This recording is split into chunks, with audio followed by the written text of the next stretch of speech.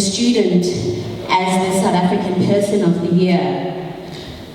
As we all know, students across the country, through protests, put this idea of affordable quality higher education and the insourcing of vulnerable workers on the national agenda in a way that hasn't happened before. And in this year as well, we celebrate 40 years since June 1976. One can't help but wonder, what does this juxtaposition of these two things mean? That the students in 2015, 2016 still, and young people in 1976, almost 40 years ago, had to stand up to have their voices made. What parallels lie here for student leadership? What happened then in 1976 was obviously a microcosm of what was happening in the country.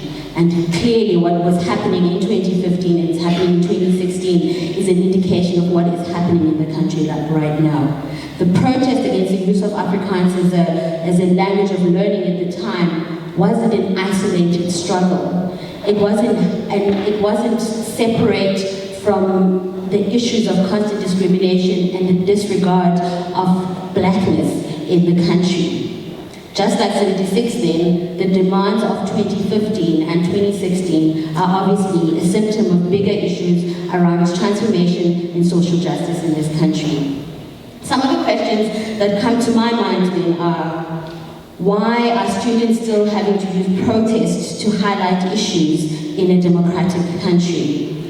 Why must it take enormous efforts and outrage to highlight such glaringly obvious issues around education?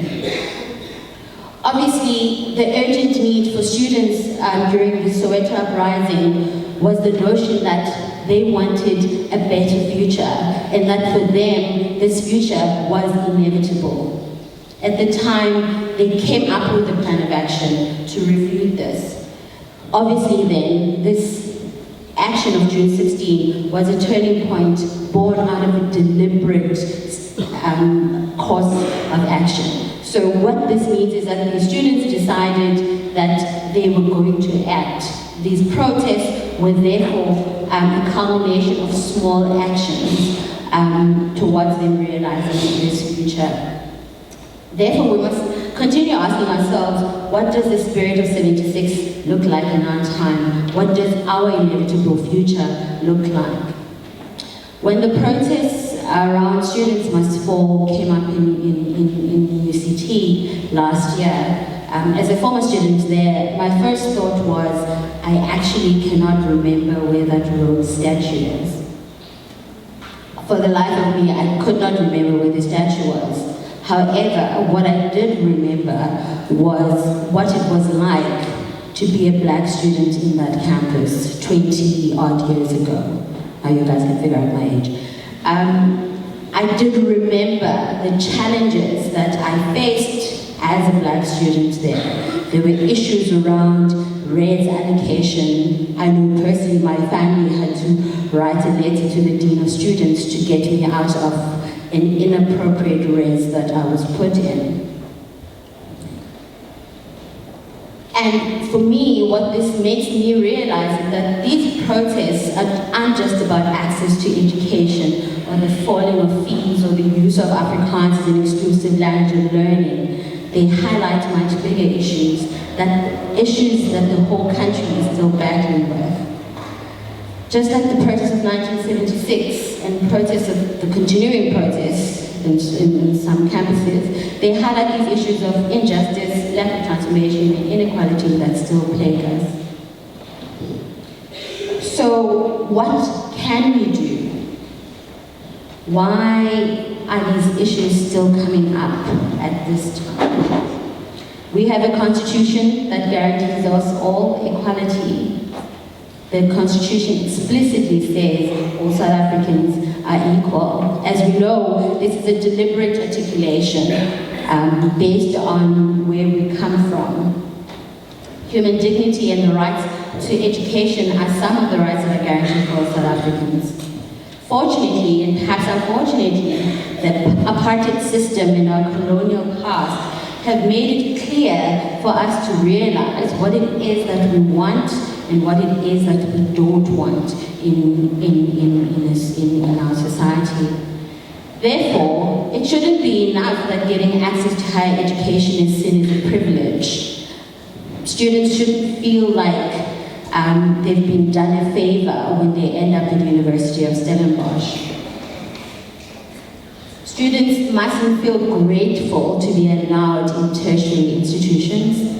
This right is enshrined in our constitution. It should be unacceptable that students of color, whether black or colored or Indian and anywhere in between, shouldn't have to wrestle with a system that makes learning an uphill battle amongst the many existing challenges as we know. As we know, learning and access to higher education isn't about just admission. To experience higher education involves more than just academics. We have to live together in res, we have to eat together in dining halls, we have to share bathrooms and all of those things. And we have social lives on campus. Those things make up what it means to access academic education. So what's our individual responsibility in overcoming these obvious glaring challenges that we see around us when it comes to social justice and transformation in our institutions? There's a quote by Pablo Neruda where he says, "To feel affection that comes from those whom we don't know, from those unknown to us, who are watching over our sleep in solitude, over our dangers and our weaknesses, that is something still greater and more beautiful because it widens out the boundaries of our being and unites all living things." For me, this quote speaks to the heart of what it means to be an active citizen. To be an active citizen is to look out not only just for yourself, but for the well-being of others. To be an active citizen means to use your privilege to speak out against that which is unjust on your fellow citizen. In a country where the majority of the population are below the age of 35, I count myself there as 34.9, one can help wonder what we're doing with this potential beyond just being the people who are protesting so energetically and having to fight so aggressively over systems that shouldn't be so difficult to navigate. Youthfulness should be associated with energy and creativity. The youth voice should be prominent in media and shaping narratives around what it means to live in a free, democratic South Africa. However, this is not the case. The current situation for many young people still looks grim, as we've seen in the Youth Stats report released by Stats SA during May. Primarily because many young people are still shackled by challenges inherited from our oppressive past. Many are paralyzed into non-action because of the lack of transformation and access to opportunities or resources that could provide a much-needed push. But we do have options. We can choose to not be associated with narratives that associate being young with words like lost and apathetic or aggressive or unruly. As one young person, his name is Sizwe Mapindani, he writes, "We have no other alternative remaining for us as youth in South Africa except for activism." While these youth protests are great for getting the attention of the nation around an issue, they don't replace our individual responsibility to take action against the daily experiences of injustice and discrimination that we perpetuate individually or that we witness. As I said earlier, often the conversation on the decolonization of higher institutions focuses on dramatically changing the curriculum, making the content more African and preserving our thinking from the continent. However, there's so much more that lies underneath that requires us as individuals to constantly examine our responsibility and how we can stand up for what is wrong as it happens. We must make it our business to find ways to articulate ourselves and call out injustice. Leadership isn't an exclusive arena that's reserved for certain individuals or for political parties or for people in power.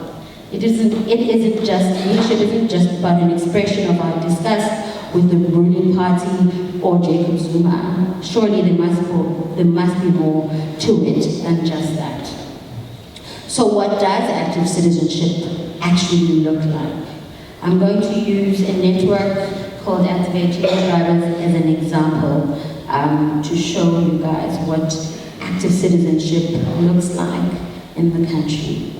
So Activate is a network of more than 2,000 South Africans from all corners of South Africa. I mean, they come from rural Venda, urban Johannesburg, they come from Karoo, they come from the Free State, they come from all over the country.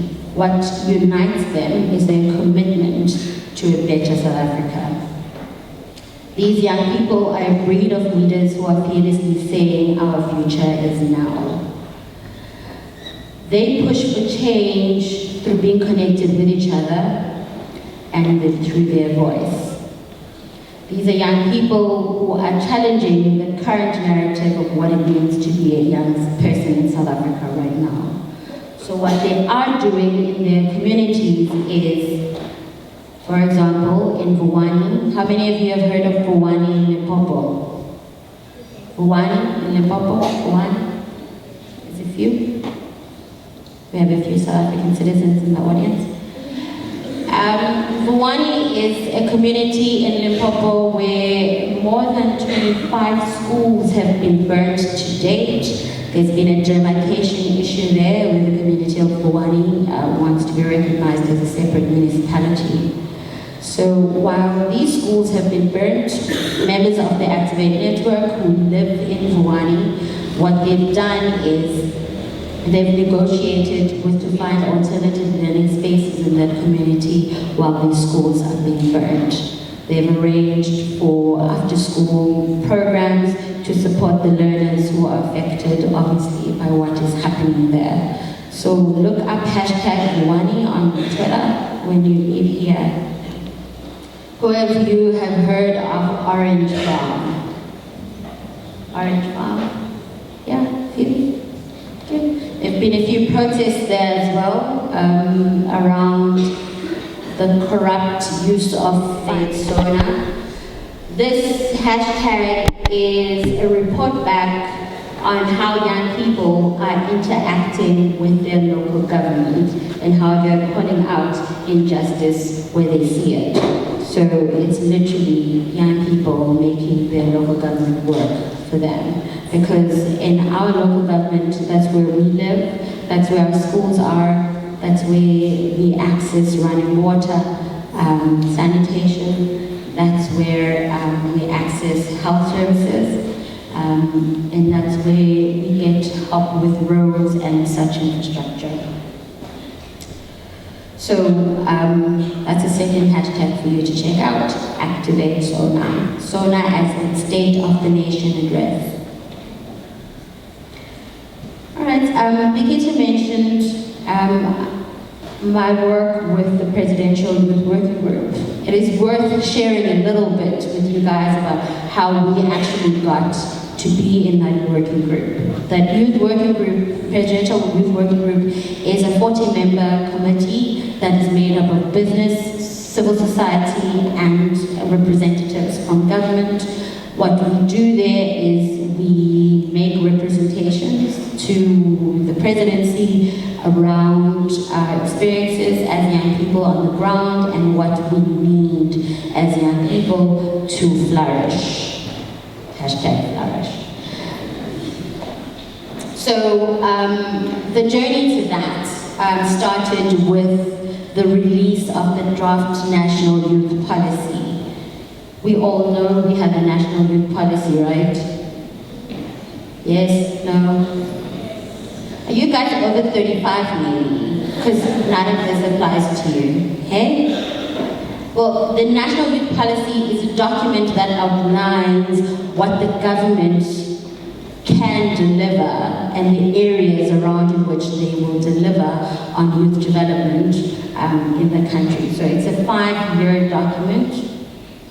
Yeah. So the current one is up until 2020. So you can look it up. The fund has been signed off by cabinet, so it's out there. So what we did as part of Activate and a group of other youth organizations like Nkulu Freiheit and Youth Lab, we got together and we said that we want to make sure that we input into this document, because obviously it speaks to what we can expect and call out our government on when it comes to youth development. So the presidency hosted consultations around the country, and what we did really was we stopped them. So we made sure that at every event around the country, we had people there asking questions. On Twitter, we were there with them, to a point where they eventually, the deputy minister in the presidency is responsible for youth, eventually called us and said to me, "Who are you? Where do you come from? Come, we would like to meet with you guys," based on all the interactions we had been having with them. We met him and a couple of people, a couple of MPs over dinner and at the tennis, where we introduced ourselves and articulated the fact that we wanted to drive this policy ourselves. We wanted to see this policy come to life because it speaks to youth development, which means it speaks to us and our future and where this country is going. So we ended up sitting there because of our interaction.